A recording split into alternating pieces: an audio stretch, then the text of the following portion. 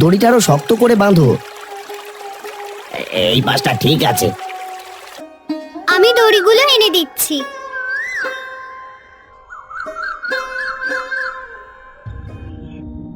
এরা তো সত্যি সেতু বানিয়ে ফেলেছে। আজ রাতেই কিছু একটা করতে হবে। এই গল্পটি যদি আপনার ভালো লেগে থাকে তাহলে আমাদের চ্যানেলটি সাবস্ক্রাইব করতে ভুলবেন না যেন।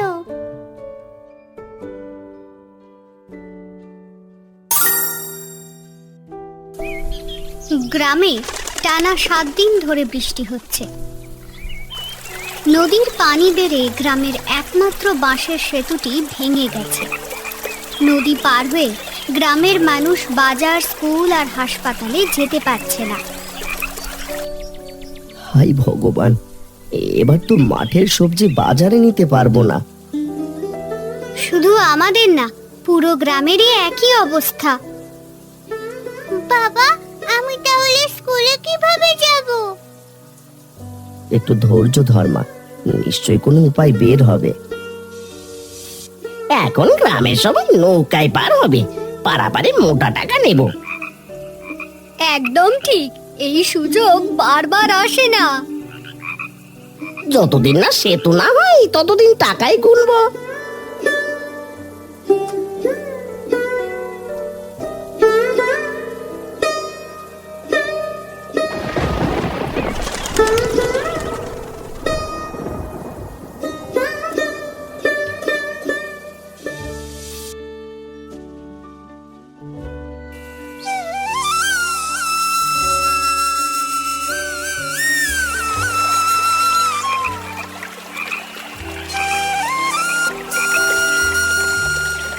গোপাল, কি করা যায় বলো তো?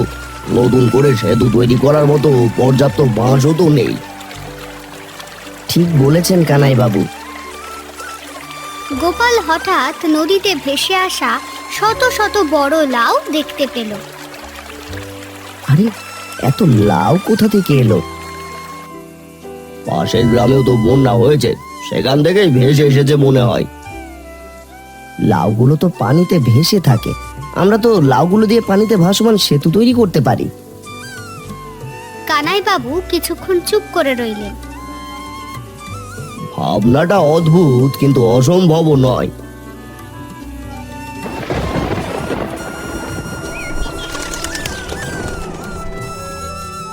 সন্ধ্যায় গোপাল গ্রামের মানুষকে ডেকে আনলো।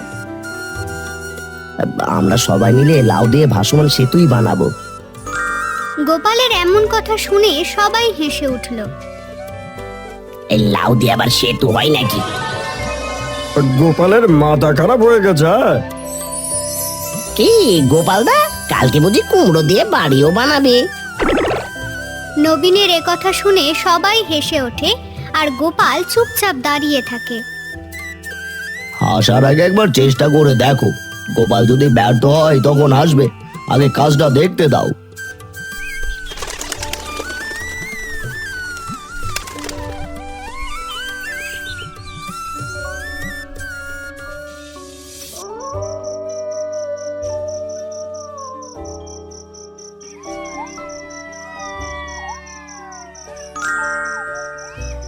যদি সত্যি সেতু বানিয়ে ফেলে তাহলে তো আমাদের নৌকারাই বন্ধ হয়ে যাবে।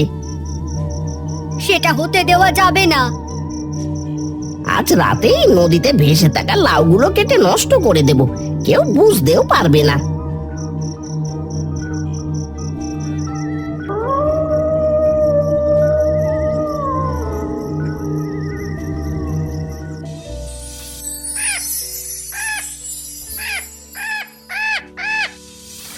সবাই এসে দেখে অনেক লাউ কেটে পানিতে ডুবিয়ে দেওয়া হয়েছে।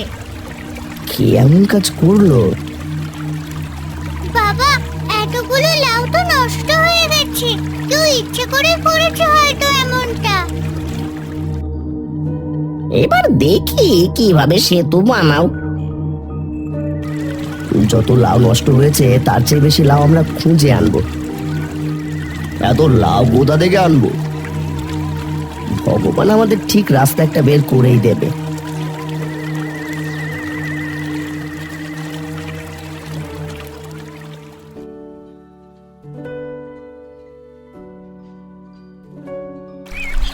পরদিন ভোরে গোপাল গ্রামের যুবকদের নিয়ে নদীর উজানের দিকে রওনা হলো। তাদের লক্ষ্য যত বেশি সম্ভব লাউ সংগ্রহ করা। সবাই সাবধানে কাজ করবে, একটা লাউ যেন নষ্ট না হয়।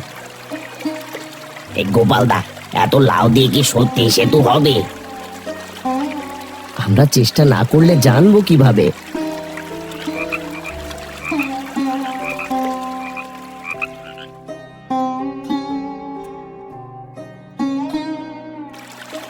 ঘন্টার পর ঘন্টা পরিশ্রমের পর তারা প্রায় 1000 বড় বড় লাউ সংগ্রহ করলো।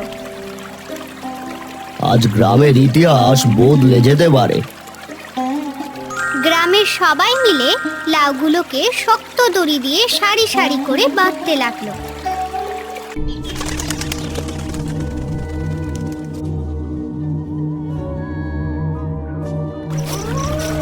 ছুরি এনেছো? হ্যাঁ, কয়েকটা দড়ি কেটে দিলেই পুরো সেতু ভেসে যাবে।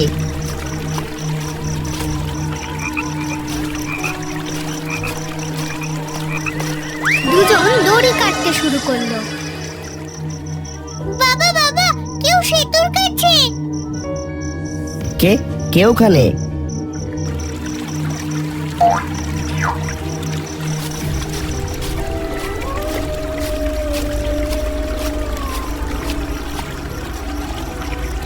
মুখ দেখা গেল না, কিন্তু কেউ সেতু নষ্ট করতে এসেছিল। আজ থেকে রাতে পাহারা দিতে হবে।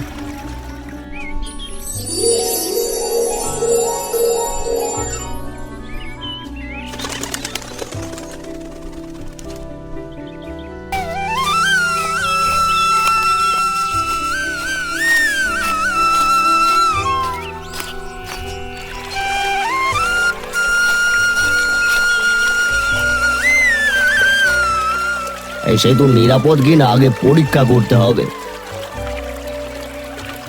সেতুর বুদ্ধিটা যেহেতু আমি দিয়েছি, তাই পরীক্ষা আমিই করব।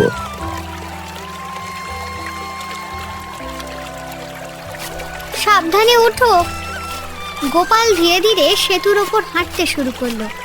সেতু দুললেও ভাঙলো না। আরে সত্যি তো টিকে আছে।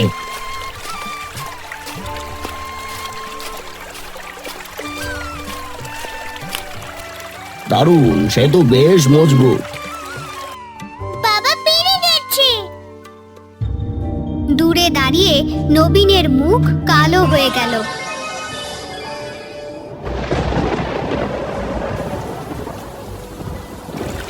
সেতুর কাজ শেষ। গ্রামবাসীরা সবাই সেতু দেখতে আসে। ঠিক তখনই পাহাড়ি ঢল নেমে নদীর স্রোত হঠাৎ অনেক বেড়ে গেল। বাবা, পানি তো খুব বেড়ে যাচ্ছে। এত কষ্টের সেতুটা ভেসে যাবে না তো? সবাই দড়িগুলো শক্ত করে ধরো, সেতুটা যেন ঠিক থাকে। এবার স্রোতেই সেতু ভেসে যাবে, আমাদের আর কিছুই করতে হবে না।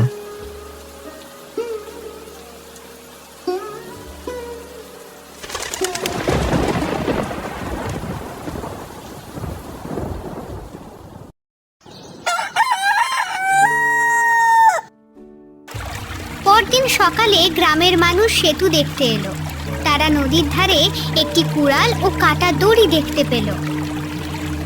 কানাই বাবু, এগুলো নিশ্চয়ই কেউ সেতু কাটতে ব্যবহার করেছে। কার কাজ হতে পারে এটা? আমি রাতে নবীন আর সরলাকে এখানে ঘোরাঘুরি করতে দেখেছিলাম। আমি কিছু করিনি। তোর উপর আমার আগেই সন্দেহ হয়েছিল।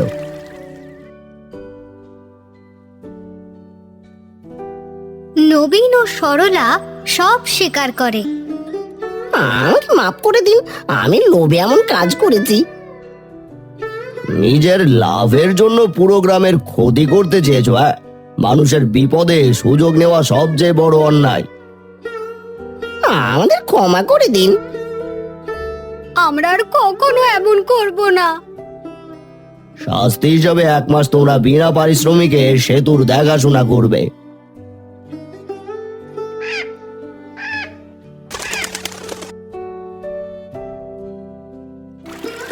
কয়েকদিন পর সেতু দিয়ে গ্রামের মানুষ নিরাপদে চলাচল শুরু করলো। গোপাল না থাকলে আমরা আজও আটকে থাকতাম। সেতুর নাম হওয়া উচিত গোপালের লাউ সেতু।